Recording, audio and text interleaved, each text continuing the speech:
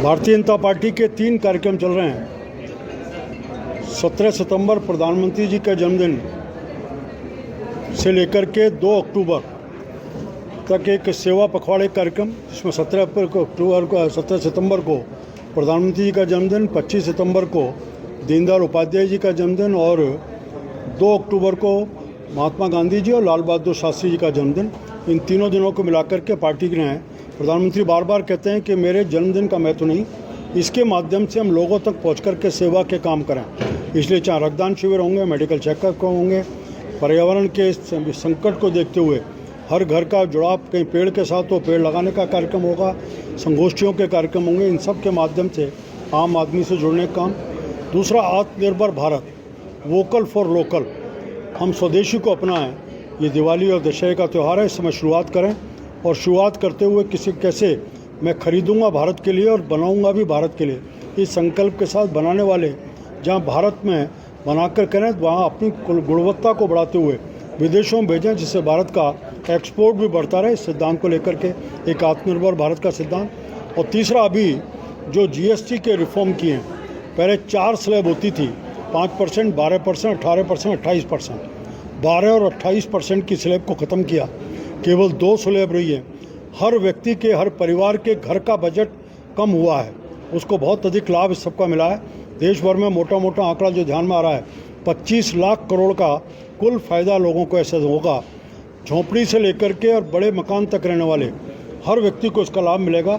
इसके बारे में आम आदमी को बताना और वो जागरूकता के साथ इस सब विषयों के कारण से भारत की इस ताकत को पहचानने का काम कर खड़ा करना। 2 विषय राजस्थान की सरकार बने हुए लगभग 1.5 साल हुए। मुख्यमंत्री जी ने 2 कार्यक्रमों की योजना की है, एक तो ग्रामीण सेवा शिविर और शहरी सेवा शिविर। इन सब के माध्यम से बहुत बड़ी पैमाने पर ग्रामीण क्षेत्र के लोगों को, शहरी क्षेत्रों को, चाहे पट्टे का विषय होगा, नामांतरण का विषय होगा, सड़क का विषय होगा, नाली का होगा, बिजली का होगा, किसानों के और विषय होंगे, इन सब विषयों को इसमें राहत देने का जो काम योजना बनी है, उसमें भी पार्टी का कार्यकर्ता जुड़े, आम आदमी जुड़े और जुड़ करके अधिकतम लोगों को इन कैंपों का लाभ मिले, इसको सुनिश्चित करने के लिए ऐसी योजना के लिए जहाँ एक पार्टी के कोर ग्रुप की ऐसी बैठक थी, दूसरा एक प्रबुद्ध जन सम्मेलन आज था, उसमें इन सब विषयों की आम लोगों से चर्चा की।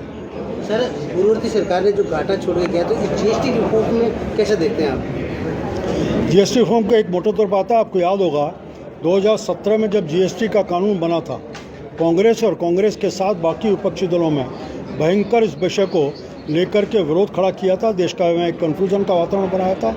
उनका था व्यापारी उद्योग लाभ होगा। उस समय लगभग कोई 70,000 ऐसे टैक्स पेयर जुड़े थे, जो बढ़कर के संख्या अब 1,64,000 हो गई है, 1,64,00,000 हुई है। दूसरा, इसी तरह उस समय जो GST की इनकम थी वो 11 लाख करोड़ थी, जो बढ़कर के अब लगभग 22 लाख करोड़ हुई है और कुछ समय ऐसा लगता है कि 24 लाख करोड़ तक पहुंचेगी, जो 2 लाख करोड़ प्रतिमाह होंगे। ये सीधा जवाब है। सर, इतना फायदा जनता को हो रहा है, आपका आयोग सर इसको आम जन तक ले जाने के लिए क्या कर रहा है सर? देखिए, वित्त आयोग का काम है कि जितनी भी दोगुना एक तो हम जो लेते हैं, जितना भी आय राजस्थान की सरकार को होती है विभिन्न करों से होती है, केंद्रीय वित्त आयोग देता है। इन सब का संकलन डाटा बनाने के बाद हम पंचायत और निकायों को कितना पैसा, कितना परसेंटेज दिया जाए, इसकी अनुशंसा हम राजस्थान सरकार को करते हैं। उसके आधार पर ही सरकार डिस्बर्समेंट करती है। एक प्रयास और वित्त आयोग कर रहा है कि अपन सब इस बात को मानते हैं कि सरकार का जो अनुदान मिलता है वो 2011 की जनसंख्या और आज की भौगोलिक स्थिति के आधार पर होता है। इस केवल अनुदान के आधार पर जो मौलिक आवश्यकता है उनकी पूर्ति नहीं हो पाती। इसलिए देश में कई पंचायतों, राजस्थान में भी कई पंचायतों ने, नगर निकायों ने अपने स्वयं के साधन भी खड़े किए हैं, जो आय के साधन खड़े किए हैं, जिससे कि लोगों की ज़रूरतों को और अधिक कुशलता से पूरा कर पा रहे हैं। वित्त आयोग इसके ऊपर भी एक चर्चा करेगा और सब करने के बाद उन निकायों को, पंचायतों को और सरकार को भी अपने सुझाव देगा। सर, क्या पहली की जो दरें थी वो ज़्यादा रखी सरकार ने गलती की, जो अब कम करनी? हर समय देश की ज़रूरत के हिसाब से विषय तय होते हैं। आपको जानना होता है कि देश में जब GST लेके आए थे, 33 तरह के कर लगते थे। उनको जब GST आया तो सबको एक कर ढांचे में लेकर के आए और 4 स्लैब रखे थे। 6 स्लैब थे, उसी समय तुरंत करते 4 स्लैब पर लेकर के आए, आज 2 स्लैब पर लेकर के आए।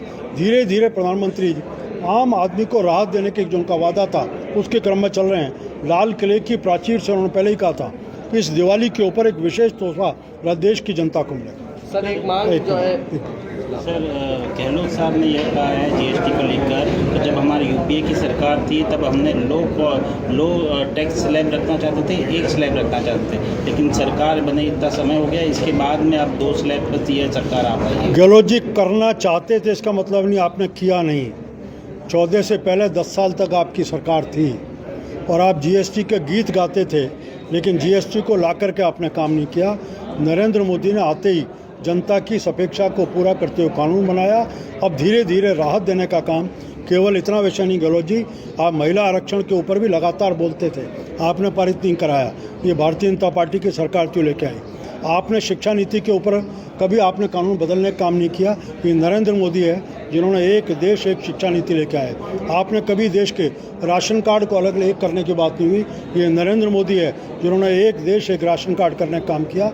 लगातार देश के विषय को लेकर के बढ़ाने का काम नरेंद्र मोदी कर रहे हैं। सर जीएसटी तो कम हो गई, सब कुछ अच्छा हो गया, लेकिन क्या एक्साइज ड्यूटी कम होगी जिससे पेट्रोल डीजल के भाव कम हो? ये विषय हर राज्य सरकार के ऊपर है, इसमें केंद्र सरकार नहीं कर सकती।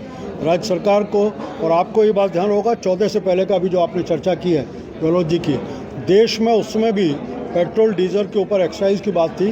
देश में भारतीय जनता पार्टी शासित सरकारों ने एक बार नहीं 3 बार अपनी दरों में कम की थी, करों में कमी करके राहत दी थी। अशोक गहलोत जी को बार बार बोलने के बाद भी उसमें उन्होंने एक बार भी करनी की। भरजन लाल जी ने आने के बाद ही तुरंत राहत दी। दूसरी तरफ राजस्थान में अलग अलग जगहों पर पेट्रोल डीजल की कीमतें अलग थी, अलग अलग कीमतों में बिका करते थे। उसको एक यूनिफॉर्मिटी दी, देश में कहीं से भी आएगा उसके जितना पैसा भारत राजस्थान सरकार देगी, हम सबको एक कर के ऊपर देंगे। और इन सब के आधार पर नरेंद्र मोदी जी के नेतृत्व में केंद्र सरकार भी समय समय पर इस पर राहत दे रही है। सर एक